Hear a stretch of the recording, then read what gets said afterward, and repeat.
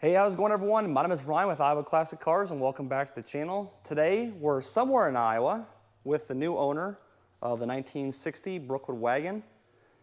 I came down here today, dropped the car off last week. He pulled the engine for me. He put in a 350? 283. 283, rebuilt turbo 350 in it now.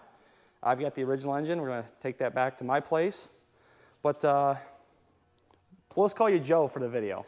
It doesn't matter. You go with real name? Yep. Okay, so just give me a real quick rundown of what you're planning to do here with the wagon. And as of right now, I just want to get it running and driving, just to get it home, and then eventually, my thoughts on it are loud and fast and ugly, and it may end up. Honestly, my final vision is a big block Chevy with a blower on it, big fat tires on it, and just loud. Leave the patina the way it is. Yep. I mean, just new Leave floor. the body the way it is. Get the floors so you don't fall out. Make it safe, but just leave it the way it is. Perfect. Well, in addition to this wagon here, he's got a few other projects, and I think you guys will appreciate seeing that. So, Dan, if you had some time, can we go check it out? Yep. All right, let's head out. All right, so in addition to the old school stuff, Dan has a pretty cool hobby. So let's talk about this first car here. This is a Tim McAmis built 68 Camaro Pro Mod. He built the chassis and mounted the body, and then we brought it home and finished it from there, putting all the mounts and the steering column and all that in it. The engine is a Brad Anderson 521 supercharged screw-blown Hemi. If we could ever get all the timing in it, probably around 3,000 horsepower.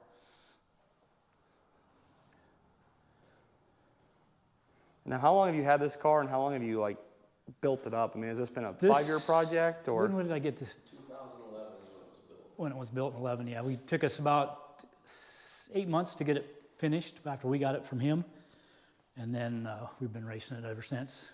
Now, Dan, I know the guys that are watching this video probably already know, but just for anyone that's novice, can you explain what these two tanks up here are for? Those are the air shift pods for that. That's a Lenco transmission. So then when it's programmed in the computer what RPM it shifts at, and then it will send 250 pounds of CO to that pod, and then that will shift the transmission. And it's just like a wedge that drives in there and shifts the gear, which, I mean, when you told me that, I had to cover that, because a lot of guys won't even know what that is. Probably not a stupid question, but does this have a title, or is it? No, it is not titled. All it has is a serial number. Yeah, I mean, it's not road legal, obviously, but. No.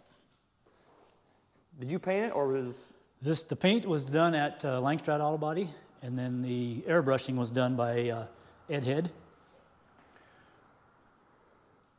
Man, a ton of time, money, and energy has been invested in this. You can definitely tell. I mean, it's all the best of the best. All right, so what's the plan for this? I mean, next couple years? We're going to, in June 15th, we're going to be down to Eddyville with it. So if you guys are in Iowa and want to see this thing in action, June 15th, Eddyville, Iowa. Perfect. All right, man, I see something else over here, and it also does not look stock. What's this, and what can you tell me about it? This is a 1940 Ford Coupe. I bought this in '86. It was my second year of college. It was just a body. Now, it's a steel body, but everything else is? Steel body, steel front fenders. Everything else is fiberglass, except for the passenger door is steel. And went to Can I open the door? Quick Performance did the frame and the roll cage in it while I was working for him, and then I brought it home, finished it from there. It took probably 10 or 12 years for me to get this one on the road or on the track. It's got a big block Chevy 427 on alcohol. Runs 619, 620s, somewhere in there. What do you think this has got for horsepower? Probably 700, 750, somewhere in there. Will this one be at Eddyville as well? Yeah, I'm not sure when. We got to put a cooling system on it. Okay. Yeah, but. So yeah, for sure this car will be down there in June. This one maybe at a later date. Very cool, man. Now, in addition to these two, you have some projects at your house that aren't as hopped up as this, right? Nope, not quite. Do you care if we go check those out? Nope, we're more than welcome. Perfect. All right, so we're in the personal stash now of Dan, and let's just talk through what we got here. So first things first, looks like a four-wheel drive 60 sedan delivery. 60 sedan delivery. I bought this one just last year. I got it from a lady whose father built it. He is. Can I open the door? Oh, go ahead. He was getting older, and so it needed to be get rid of. It's on a K5 chassis. It's got a 400 small block, 350 turbo transmission. Nothing real super special. It leaks out of every port it can. I'd like to see how the frame was done sometime. It'd be cool to Yeah, they've put the body on. From the firewall back, they cut all the floor pans out and then build in framework. So a lot of work has been done on this. And this was at Good Guys a few years ago in Des Moines. I remember seeing it, so I'm sure people will recognize the car if they're from Iowa or went to the Des Moines Good Guys. I would like to go back to the original taillights, get the chrome back on it. Honestly, I would like to put it back on a two-wheel drive chassis. But yeah, just plastic, hard plastic. Yep. Very cool. Next one up here is a 64 Elcamino. It's got LS 6-liter in it with an overdrive transmission, narrow 9-inch, like 18-inch tires on the back. This is the one we took to, rode it on last summer. You can open the door on this Nope. one? It runs decent. It's not super powerful. I thought it was slow, but. Now you say it's slow. What's it got for horsepower? Oh, probably 4. I can open the hood. Okay. Probably, I don't know, 400, a little over 400. 400, and he says it's slow. I guess when you have 3,000 horsepower, though. Yeah, depends on what you compare it to. So, did you buy it like this, or did you black I bought the it out body. Okay. Had the narrow rear end, and I had to go through and change all of it and rebuild the 4-link and all that because it was just not built safely. And then I built the motor and transmission. Well, the transmission actually came out of Advanced Transmissions. Very cool. Now I'm very partial to the next one here, and this thing has an awesome story. 60 Nomad, original paint, original interior. 54,000 miles.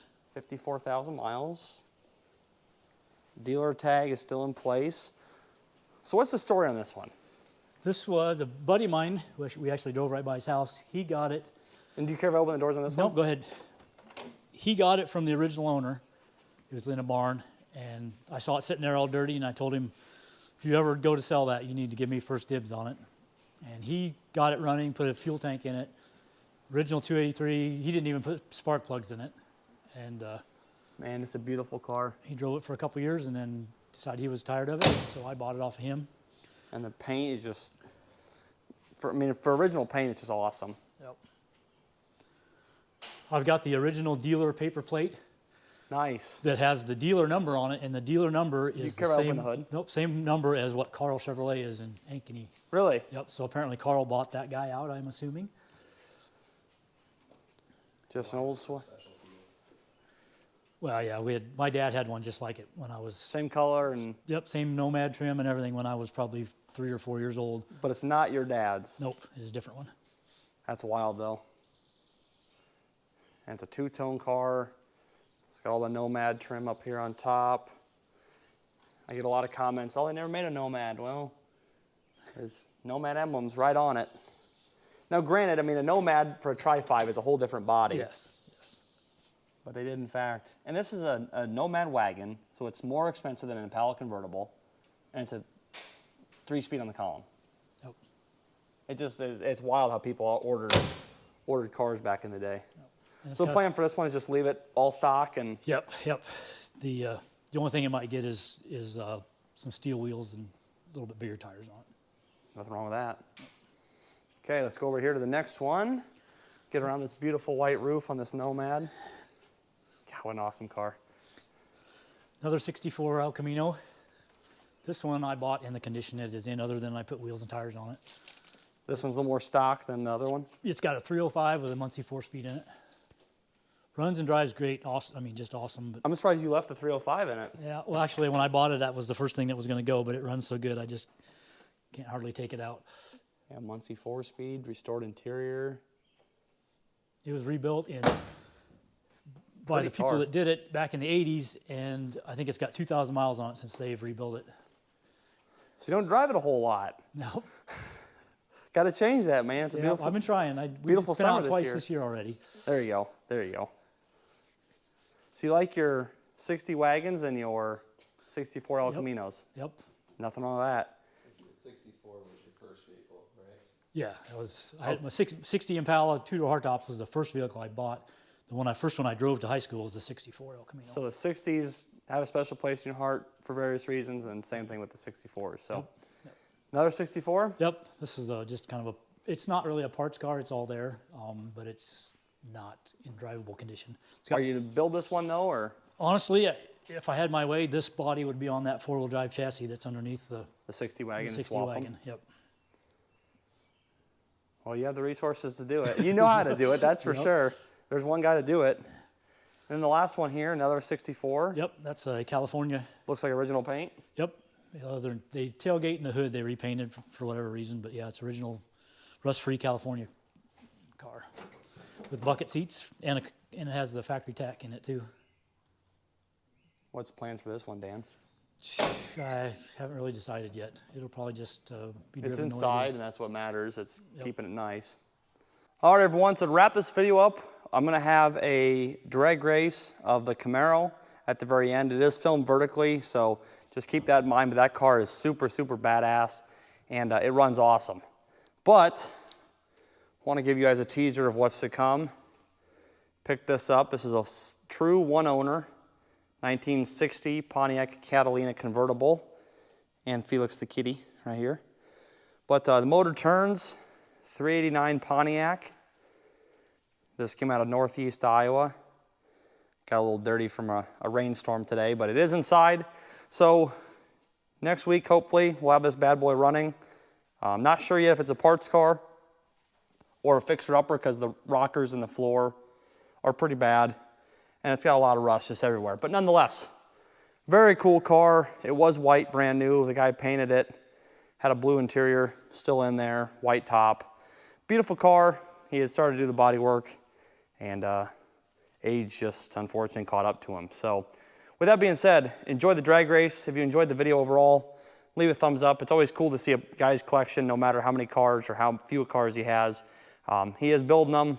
Pretty cool to see that the wagon will survive and will be redone, and it'll be sitting next to a 60 Nomad. So thank you all for watching.